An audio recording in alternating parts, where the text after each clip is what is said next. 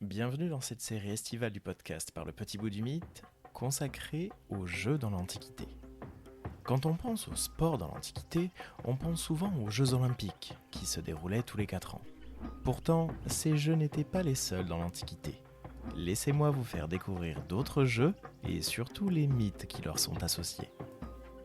Aujourd'hui, l'épisode 4 sur les jeux panhelléniques, les jeux pythiques à Delphes.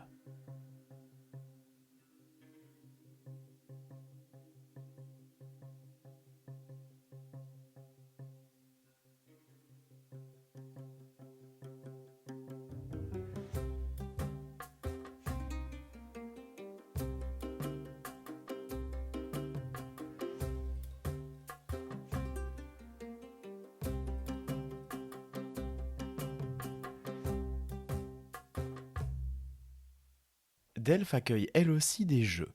Sortons un temps du Péloponnèse pour nous rendre un peu plus au nord, en Phocide, dans le sanctuaire consacré à Apollon. Après les Jeux olympiques et les Jeux néméens se tenaient donc les Jeux de Delphes. On les nommait Jeux pythiques, Jeux pythiens ou encore Jeux delphiens. La première version est la plus commune et elle remonte au mythe de fondation. Dans le terme pythique, vous entendez forcément le nom de la Pythie, la prêtresse du dieu Apollon qui offrait aux mortels des oracles, des prédictions que seuls les prêtres pouvaient décrypter. C'est en quelque sorte l'équivalent de la Sibylle en Italie. Mais l'adjectif pythique peut aussi faire référence au python, ce serpent d'une taille démesurée lorsqu'on n'a pas l'habitude d'en croiser. Le nom même de python remonte à un python mythologique, celui-ci avec une majuscule. Ce serpent monstrueux est un enfant de Gaïa, la déesse Terre. Certains auteurs le disent parfois fils d'Héra, ou d'ailleurs fille. Pour le coup, les auteurs ne s'accordent ni sur le genre, ni sur l'ascendance. Mais ces deux naissances ne sont pas sans rappeler le monstre par excellence de la mythologie grecque, Typhon, ou Typhée, que nous avons déjà abordé dans un double épisode. Il était lui aussi soit enfant de Gaïa, soit l'enfant d'Héra. Mais sa fonction était bien plus destructrice. Le serpent Python gardait l'oracle de Delphes. Cet oracle était donné à l'origine par Gaïa elle-même, qui transmit son savoir à Thémis, la titanide de la justice. Le sanctuaire de Delphes lui était donc consacré. Dans les hymnes attribués au poète Homère, et surtout dans l'hymne consacré à Apollon, on trouve une version du récit qui confronte le dieu et le monstre Python. Et c'est lui qui parle. J'ai l'intention de bâtir ici un temple magnifique, oracle pour les hommes qui sans cesse, pour me consulter, conduiront à mes autels de parfaites hécatombes, ceux qui habitent le gras Péloponnèse comme ceux d'Europe et des îles ceintes de flots. À tous, je veux faire connaître ma volonté infaillible, en rendant mes arrêts dans un riche sanctuaire. En parlant ainsi, Phébus Apollon posa des fondations du temple. Elles étaient vastes et s'étendaient très loin. Sur ces bases, un seuil de pierre fut placé par les fils d'Erginos, Trophonios et Agamédès, chers aux dieux immortels. Autour du seuil, les familles innombrables des hommes élevèrent un temple avec de la pierre à bâtir, pour qu'il fût digne d'être chanté à jamais.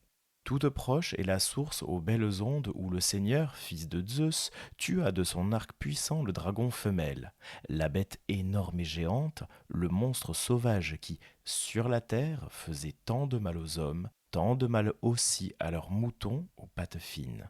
C'était un sanglant fléau. Il reçut un jour des mains d'Héra au trône d'or, puis éleva l'effroyable et sinistre Typhon, le fléau des mortels, que jadis Héra créa dans sa colère contre Zeus le Père, lorsque le Chronide engendra dans sa tête la glorieuse Athéna. Pendant plusieurs vers, Héra menace Zeus. Et voilà comment l'hymne continue.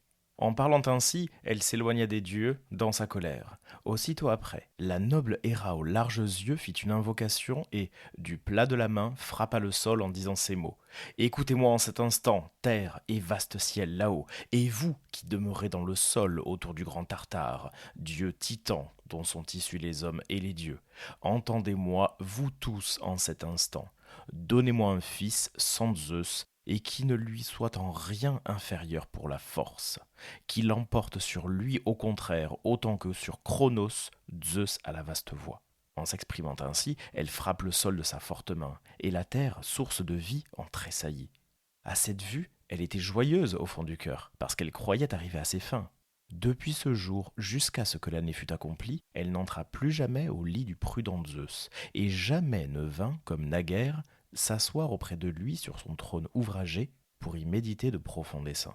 C'était dans ces temples pleins de prières que, contente de ses offrandes, restait la noble Héra aux larges yeux. Mais lorsque les mois et les jours touchèrent à leur terme, et que vinrent les heures avec le retour du cycle de l'année, elle enfanta un être qui ne ressemblait ni aux dieux ni aux hommes, l'effroyable et sinistre Typhon, le fléau des mortels.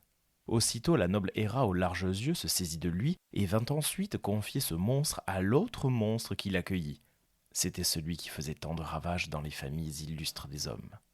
Qui le rencontrait se voyait emporté par son jour fatal, jusqu'au jour où Apollon, le seigneur archer, lui eut décoché un trait vigoureux. Déchirée par de rudes souffrances, la bête gisait à terre en poussant de grands râles, et se roulait sur place. Puis il eut une clameur prodigieuse, inexprimable. Le monstre se tordit furieusement ici et là dans la forêt, et rendit l'esprit en exhalant un souffle ensanglanté. Alors, Phoebos Apollon dit fièrement, maintenant pourri ici, sur la terre nourricière d'hommes, tu ne feras plus le malheur ni la perte des mortels qui vivent en ce monde. Eux qui mangent les fruits de ce sol dont vivent tous les êtres, ils pourront amener ici de parfaites hécatombes. Ce n'est pas Typhée qui écartera de toi la triste mort, ni non plus la chimère au nom maudit, mais en ce lieu même te feront pourrir la terre noire et le radieux Hypérion.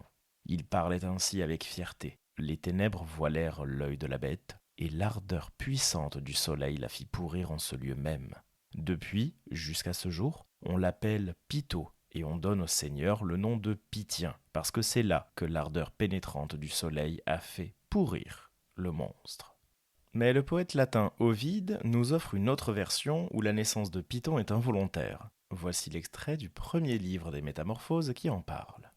Donc, aussitôt que la terre, couverte de boue par le déluge récent, recommença à recevoir du haut désert la chaleur des rayons du soleil, elle donna le jour à des espèces innombrables. Tantôt elle rendit aux animaux leur figure primitive, tantôt elle créa des monstres nouveaux. Ce fut bien contre son gré qu'elle t'enfanta aussi à cette époque colossal Python. Pour les peuples nouveau-nés, serpents alors inconnus, tu étais un objet de terreur, tant tu occupais d'espace le long de la montagne. L'archer divin, qui jamais auparavant ne s'était servi de ses armes que contre les daims et les chevreuils prompts à la fuite, l'accabla de 1000 traits. Vidant presque son carquois, il le tua. Par de noires blessures se répandit le venin de la bête. Pour que le temps ne pût effacer la mémoire de cet exploit, il institua, sous forme de concours solennel, des jeux sacrés qui, du nom du serpent vaincu, prirent le nom de Pythique. Là, les jeunes gens qui, par leurs poings, par leurs jambes ou par les roues de leur char, avaient eu l'avantage, recevaient comme récompense une couronne de chêne. Le laurier n'existait pas encore, et, pour ceindre les longs cheveux autour du beau front, Phébus empruntait leur feuillage à des arbres de toutes sortes.